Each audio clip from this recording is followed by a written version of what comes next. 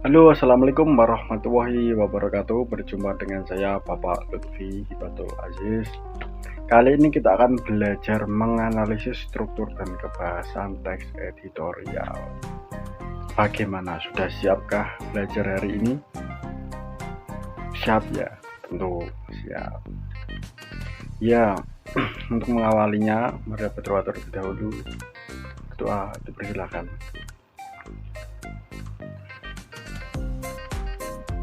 Ya, kemarin kita sudah belajar teks editorial, ada fungsi, tujuan, definisi, lalu struktur pun sudah dibahas di sana. Saya akan mengulas sedikit tentang struktur teks editorial. Yang pertama, pernyataan pendapat atau tesis. Bagian ini berisi sudut pandang penulis mengenai masalah yang dibahas. Ini yang dimaksud sudut pandang adalah sudut pandang seorang redaktur. Biasanya kalau saya simpulkan lagi, ini biasanya adalah pengenalan isu yang disajikan, peristiwa persoalan teraktual bersama dominan dan kontroversial. Pada garis besarnya di sini pengenalan isu yang disajikan oleh si redaktur. Nanti saya akan berikan contoh. Lalu yang kedua, argumentasi, alasan atau bukti yang digunakan guna memperkuat pernyataan atau tesis. Argumentasi berupa alasan atau bukti yang digunakan untuk memperkuat pernyataan umum dan hasil atau data hasil penelitian. Ini pada garis besarnya itu pembahasan yang berisi tanggapan redaksi terhadap isu yang sudah diperkenalkan sebelumnya, seperti itu. Saya akan berikan contohnya nanti.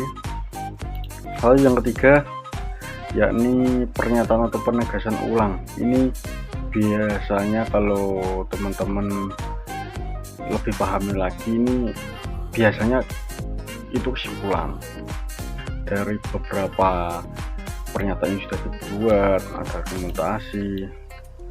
Karena pada dasarnya di sini ada pernyataan atau penegasan ulang pendapat, seperti itu, dipertegas lagi. Biasanya menjadi kesimpulan. Saya berikan contoh. Ini. Nah, ini ada beberapa slide. Yang pertama ini judulnya dampak virus corona di ranah fashion.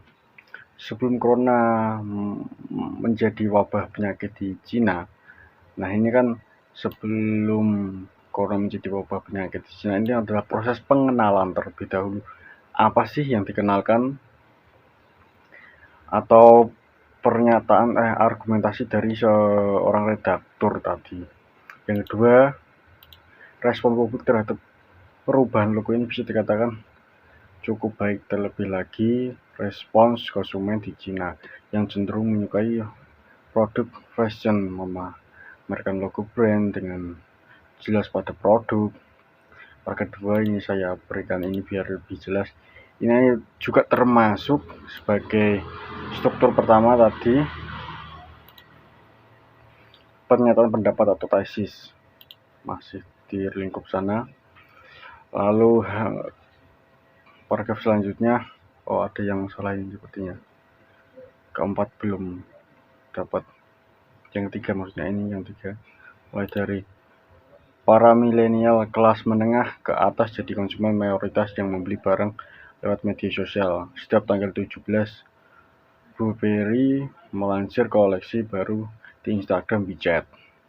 Ini juga pengenalan, masih memaparkan penjelasan. Sampai pada paragraf selanjutnya, hal lain yang mendongkrak penjualan Burberry adalah potongan pajak impor yang diterapkan pemerintah Cina. Ini masih pernyataan argumen dari seorang redaksi atau pengenalan isu sebelum masuk ke sana. Sebetulnya, bila tidak ada halangan, berarti BlueBerry dijadwalkan membuka satu toko baru di Cina. Jing Daily melaporkan proyek cabang baru tersebut bekerjasama dengan Tencent, perusahaan teknologi asal Cina yang salah satu produknya adalah aplikasi pesan widget. Masih pada ranah pengenalan di sini. Perusahaan teknologi asal Cina, salah satu produknya adalah aplikasi pesan singkat widget. Sudah jelas di sini. Selanjutnya ke paragraf ke-6. Paragraf ketiga yang ini ya. Paragraf 6, alih-alih meresmikan bisnis, BlueBerry malah mesti menutup 24 toko dari 64 toko yang ada di Cina untuk mencegah penyebaran corona. Sebuah tindakan di sana. Sampai sekarang pihak BlueBerry belum mempublikasikan jumlah kerugian akibat virus corona. Yang jelas, penurunan penjualan barang fashion mewah di Cina itu benar terjadi dan bukan hanya dialami BlueBerry. Ini masuknya ke dalam apa?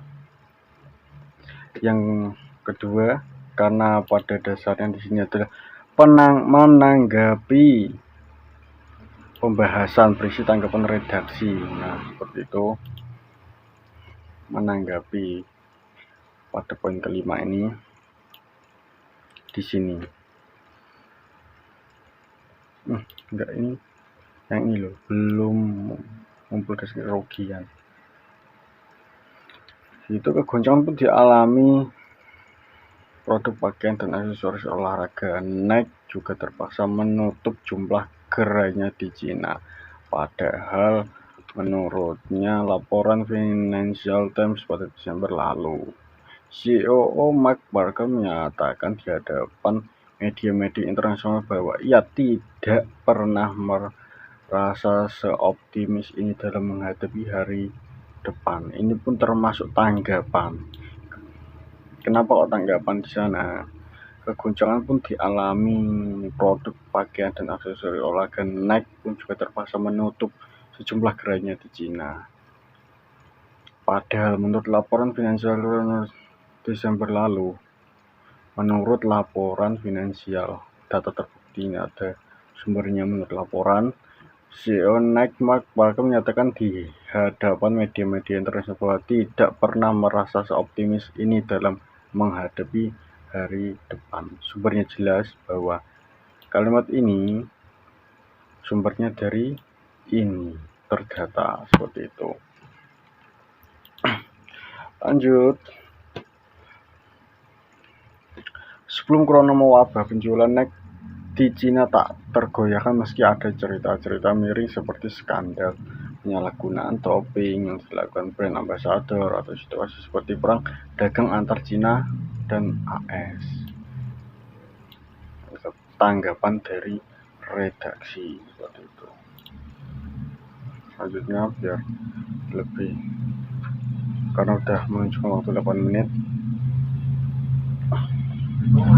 Golongan terbesar konsumen di Cina adalah para perempuan dan jenis barang yang paling banyak dibeli adalah pakaian olahraga, bermerek sportswear. Golongan terbesar konsumen di Cina ini termasuk ke dalam isi, karena pada dasarnya redaksi menanggapi berita yang sudah dipaparkan dari pengenalan isu atau di argumen yang pertama tadi. Seperti itu. Konsumen Cina adalah orang-orang yang ingin tampil beda dan dianggap memiliki selera tinggi. Oleh karena itu, mereka tak segan mengeluarkan banyak uang untuk barang-barang prestisius. Kini rutinitas untuk belanja barang mewah mesti tertunda akibat corona. Salah satunya barang yang paling laris di Cina saat ini adalah masker. Pada isu pertama sudah dijelaskan, dan di sini kita menemui sebuah kesimpulan bahwa konsumen Cina adalah orang-orang yang ingin tampil beda dan dianggap memiliki selera tinggi, seperti itu. Kebahasaan Sudah, ini bisa dipelajari lagi. Masuk ke dalam jenis editorial. Yang pertama, editorial interpretatif. Apa itu? Editorial interpretatif adalah teks yang menjelaskan isu atau topik yang memberikan fakta-fakta dan memberikan pengetahuan pada pembaca. Saya contohkan, garis besarnya memberikan fakta-fakta dan juga memberikan pengetahuan kepada pembaca. Ingat-ingat, kesenjangan pendidikan jadi masalah. Meskipun rata-rata lama sekolah meningkat, sejumlah masalah menjadi kendala peningkatan mutu pendidikan. Program wajib belajar 12 tahun di Indonesia masih menuai kendala. Meski taraf pendidikan penduduk rata-rata di Indonesia meningkat, kesenjangan layanan pendidikan di Indonesia masih besar. Proses ketika membaca pada paragraf pertama, kita menjumpai di sini adalah sebuah informasi yang dijelaskan. Lalu yang kedua, data Badan Pusat Statistik menyebutkan rata-rata lama sektor sekolah atau RLSL penduduk berusia lebih dari 15 tahun meningkat setiap tahun. Pada tahun 2015, RLS mencatat 784 tahun, lalu meningkat menjadi 7,95 tahun pada tahun 2016. Proses penjelasan juga di sana kita menjumpai fakta-fakta dan pengetahuan. Di situ dasarnya. Lalu editorial kontroversial. Editorial kontroversial adalah teks yang meyakinkan pembaca pada keinginan atau kepercayaan pada suatu isu. Pada dasarnya di sini kita teks yang meyakinkan pembaca pada keinginan atau kepercayaan pada suatu isu. Jadi ketika teks editorial kontroversial, kita sebagai pembaca adalah benar-benar yakin ketika sudah membaca. Saya contohkan seperti ini. Amerika Serikat tidak mampu atasi penembakan massal. Dari judulnya sendiri kan sudah ada bayangan bahwa Amerika Serikat yang negara maju seperti itu tidak mampu mengatasi penembakan massal. Terjelaskan pada ini, penembakan secara brutal terus menghantui warga Amerika Serikat. Sudah ratusan kali kasus seperti ini terjadi. Sudah ribuan nyawa pula yang melayang. Mereka menjadi korban aksi koboi jalanan yang tidak tertanggung jawab. Amerika Serikat yang konon superpower ternyata belum mampu mengatasi permasalahan di dalam negerinya secara utuh, khususnya kriminal penggunaan senjata api. Penembakan liar akan terus menjadi ancaman bagi warga di sana. Sampai saat ini, Amerika Serikat belum menemukan cara jitu untuk mengatasi kasus yang sangat berbahaya ini. Jadi, kita membaca ketika ada paragraf pertama dan kedua, kita sudah diyakinkan bahwa Amerika Serikat tidak mampu mengatasi penembakan massal, meskipun negara tersebut yang sangat maju di dalam teknologinya, terutama dalam hal militer. Lalu yang ketiga yaitu teks editorial menjelaskan memaparkan. Tujuan dari teks editorial ini lebih berupa isai yang berisi penjelasan. Redaksi berusaha untuk menafsirkan atau menginformasikan fakta atau isu yang berhubungan dengan kepentingan masyarakat. Seperti itu. Saya contohkan sebagai teras. 263 tahun Yogya. Kota Yogya menginjak usia 263 tahun pada Senin 7 Oktober 2009. Kota ini terus berbenah agar semakin nyaman dihuni serta nyaman dikunjungi. Yang kita bisa tafsirkan dari judulnya sendiri ada 263 tahun Jogja. Itu Jogja sudah berusia 663. Ini terjelaskan pada Senin 7 Oktober 2019. Seperti itu. Ini sudah jelas bahwa di sini ketika paragraf pertama kita menjumpai penjelasan bagaimana apa yang ingin dijelaskan seorang redaksi terkait isu-isu yang sudah beredar. Itu. Lalu pujian. Jenis editorial yang berakhir adalah editorial yang berbentuk pujian. Editorial ini dimaksudkan untuk memuji seseorang atau organisasi yang telah memiliki prestasi atau kinerja yang lebih baik. Dalam editorial ini pun perlu dicantumkan alasan tertentu mengapa orang atau organisasi ini pantas dipuji, seperti itu. Seperti halnya dalam contoh kali ini, yakni pada paragraf ke-3 ini sebetulnya nyambung. Paragraf ketiga, pernyataan Budi Wibowo patut diapresiasi dan ditindaklanjuti dengan langkah konkret. Di sini sudah jelas bahwa pernyataan Budi Wibowo patut diapresiasi dan ditindaklanjuti dengan langkah konkret. Misalnya mereka yang membuang sampah sembarangan, antara lain membuang puntung rokok di sembarang tempat, harus dikenai sanksi yang tegas, sebab berdasarkan pengamatan kita nyaris tak ada tindakan tegas terhadap mereka yang mengotori Malioboro. Itu sudah jelas. Kita hari ini belajar dan nggak ada tugas.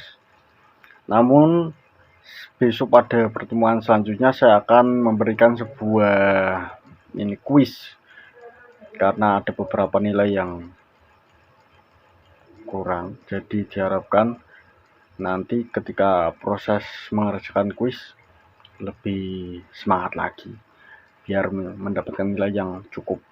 Kalau yang sudah cukup bisa tambah lagi gitu. Untuk itu saya undur diri. Assalamualaikum warahmatullahi wabarakatuh.